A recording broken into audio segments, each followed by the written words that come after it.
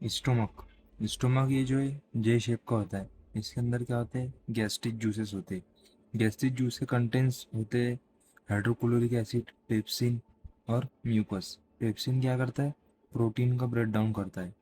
और जो HCl है वो जर्म्स को किल करता है स्टोमक के अंदर। और म्यूकस क्या करता है, जो इनर लाइनिंग स्टोमक की उसको प्रोटेक्ट करता है HCl से। अभी अपने स्मॉल इंटेस्टाइन की साइज होती है 7.5 मीटर।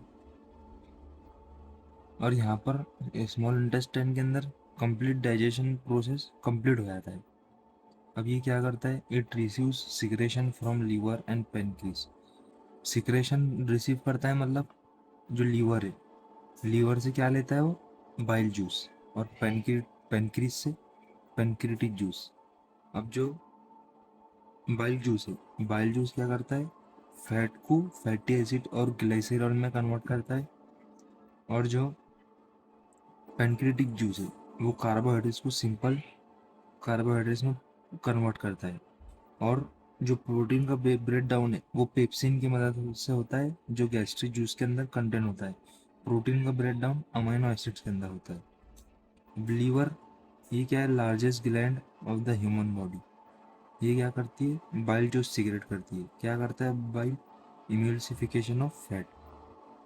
पेनक्रीज के अंदर होता है पेनक्रिटिक juice.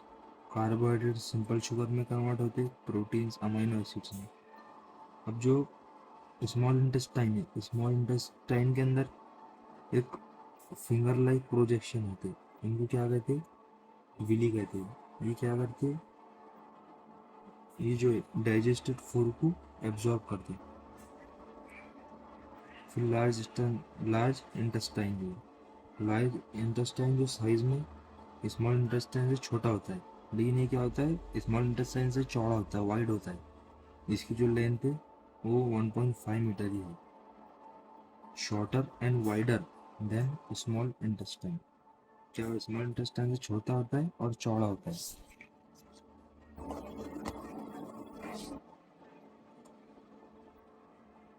Absorbs water and salt from undigested food and passes into rectum।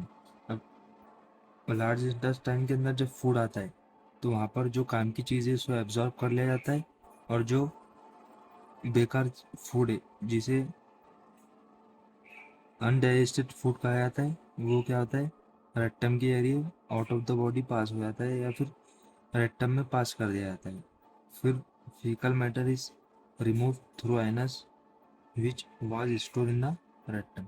जो फूड रेक्टम के जरिए स्टोर किया हुआ था वो एनस के जरिए क्या होता है, रिमूव हो जाता है। रिस्पिरेशन। रिस्पिरेशन क्या है, respiration is a biochemical process of producing energy through food using oxygen. Breathing अलग है, रिस्पिरेशन अलग है। जो रिस्पिरेशन है वो क्या है, बायोकेमिकल प्रोसेस है। मतलब इसके अंदर बायोलॉजी भी है और केमिस्ट्री भी है। बायोलॉजी क्या है कि ये अपने ह्यूमन बॉडी के अंदर परफॉर्म हो रहा है। और केमिस्ट्री ऐसी है कि फूड का रिएक्शन हो रहा है ऑक्सीजन के साथ, फिर वो अपने को एनर्जी प्रोवाइड करता है और अपन कार्बन डाइऑक्साइड रिलीज करते हैं। इसकी रिएक्शन यहाँ पर है। एनारोबिक रिस्पिरेशन, मतलब इसके अंदर ऑक्सीजन इन्वॉल्व है, उसको कहते हैं एरोबिक। और जिसके अंदर ऑक्सीजन इन्वॉल्व नहीं है उसे कहते हैं एनाएरोबिक। ये एरोबिक है मतलब इसके अंदर ऑक्सीजन प्रेजेंट है। अभी ग्लूकोज मतलब अपना खाना क्या है, और रिस्पिरेशन में अपने वो ऑक्सीजन अपन इनटेक करते तो अपने क्या मिलता, एनर्जी। और ये बाय प्रोडक्ट जो है H2O और कार्बन डाइऑक्साइड जो रिलीज होता है, फिर प्लांट्स इसे इनटेक करके उनके फोटोसिंथेसिस प्रोसेस में यूज करते हैं। एक होता है एनाएरोबिक रिस्पिरेशन। एनाएरोबिक रिस्पिरेशन का में होता है, ईस्ट में होता है। ईस्ट क्या करते हैं, ग्लूकोज को in absence of oxygen convert करते हैं अल्कोहल में, और उसमें से भी CO2 रिलीज होता है। और ये प्रोसेस को क्या कहा जाता है, फर्मेंटेशन। ये डिस्कवर किसने किया था, लुइस पेस्चर। लुइस पेस्चर ने फर्मेंटेशन डिस्कवर किया था। और क्या डिस्कवर किया था इन्होंने, पेस्चराइजेशन।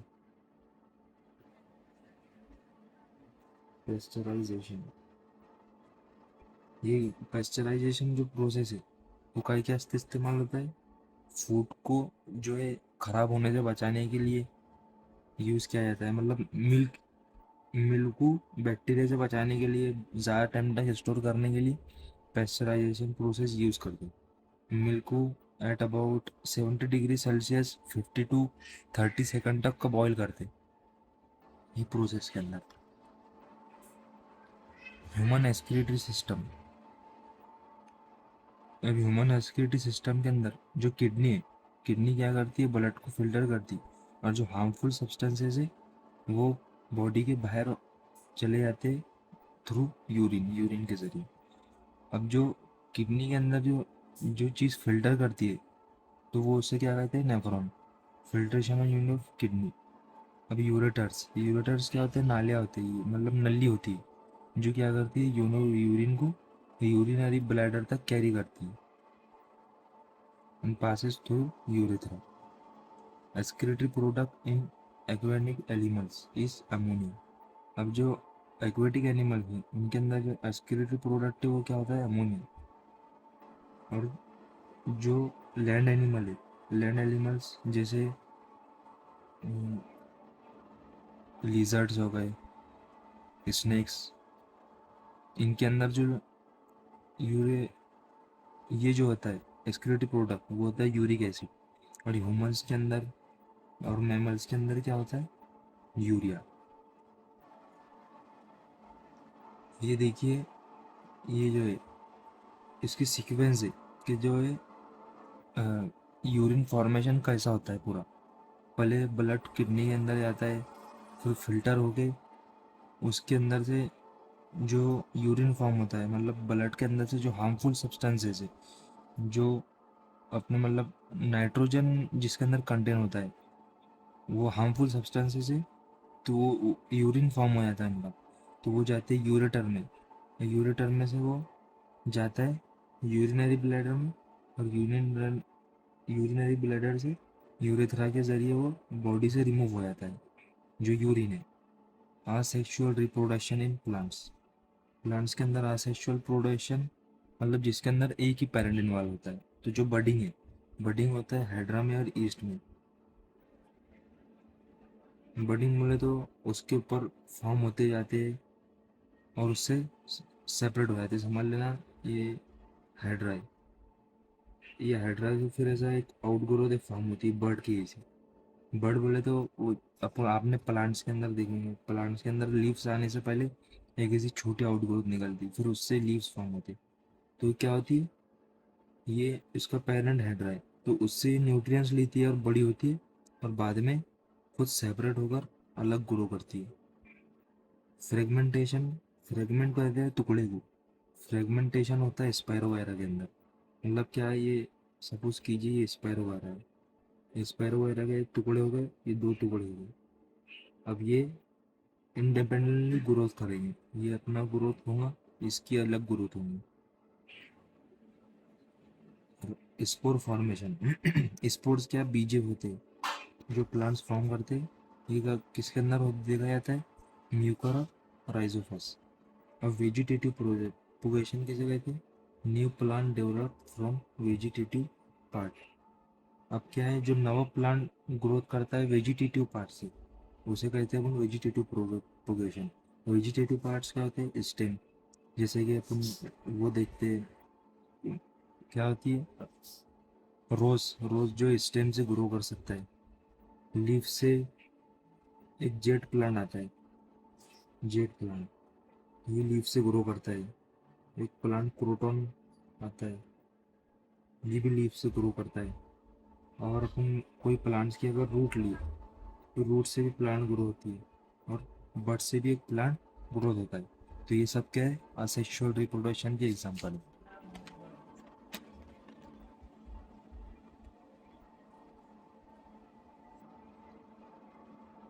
रिप्रोडक्शन इन ह्यूमंस कैसा होता है, ये सेक्सुअल रिप्रोडक्शन होता है। सेक्सुअल रिप्रोडक्शन मतलब दो पेरेंट्स इन्वॉल्व होते हैं। अब इसके अंदर जो मेल रिप्रोडक्टिव ऑर्गन है वो ऑर्गन्स है। तो मेल रिप्रोडक्टिव ऑर्गन्स के अंदर क्या आते हैं, a pair of testis, testis क्या करती है, मेल गैमेट्स फॉर्म करती है जो स्पर्म होता है। A pair of sperm duck, मतलब जब स्पर्म फॉर्म होते हैं टेस्टिस के अंदर, तो वो स्पर्म डक से ट्रैवल करके जाते हैं और होता है penis. Sperm has head, middle part and tail. Sperm contains enzyme hyaluronidase which digest the outer layer of ovum and enter in the ovum, and the process of fertilization starts। और जो female reproductive system होता है उसके अंदर क्या होता है, a pair of ovaries, जो क्या करती है, फीमेल गैमेट फॉर्म करती है जिसे ओवम, ओवा या फिर एक कहते हैं। और होती है अ पेयर ऑफ ओविडक्स, जैसा मेल के अंदर पेयर ऑफ स्पर्म डक्स होती तो इसमें ओविडक्स होती। Uterus, a single egg is released into the oviduct every month by one of the ovaries। ovaries दो होती है, वहां से कोई एक ओवरीज से एक सिंगल एग रिलीज होता है ओविडक्ट के अंदर हर every month. Fertilization occurs in oviduct, fertilization कहाँ पे होता है, ओविडक्ट के अंदर होता है। और जो फर्टिलाइजेशन जब कंप्लीट होता है तो फिर वो फर्टिलाइजेशन होकर बेबी जो यूटेरस के अंदर डेवलप होता है। अब फर्टिलाइजेशन क्या है, यूनियन या फिर fusion of male and female gametes result in the formation of diploid zygote. जब मेल गैमेट स्पर्म और फीमेल गैमेट ओवा, इन दोनों का फ्यूजन होता है तो क्या डिप्लॉइड जाइगोट फॉर्म होता है। एक या फिर ओवा, जो फीमेल गैमेट है वो एन, एन बोले तो एक होता है जिसे अपन हैप्लॉइड कहते हैं। स्पर्म भी एक होता है, वो भी से हैप्लॉइड कहते हैं। और वो दोनों जब मिल जाते हैं तो क्या होता है, डिप्लॉइड जाइगोट फॉर्म करते हैं। डिप्लॉइड को 2n लिखते हैं, तो यहाँ पर ओविडक्ट के अंदर ही जाइगोट फॉर्म होगा। और फिर जो एम्ब्रियो है, एम्ब्रियो डेवलप होता है फीटस के अंदर। एम्ब्रियो किसको बोलते हैं, एम्ब्रियो होता है यूटेरस के अंदर। इसके जो है पूरे पार्ट्स विजिबल नहीं रहते, तो ये जब डेवलप होगा आगे तो फीटस उसे बोलते हैं जिसके अंदर ऑल पार्ट्स विजिबल होते हैं।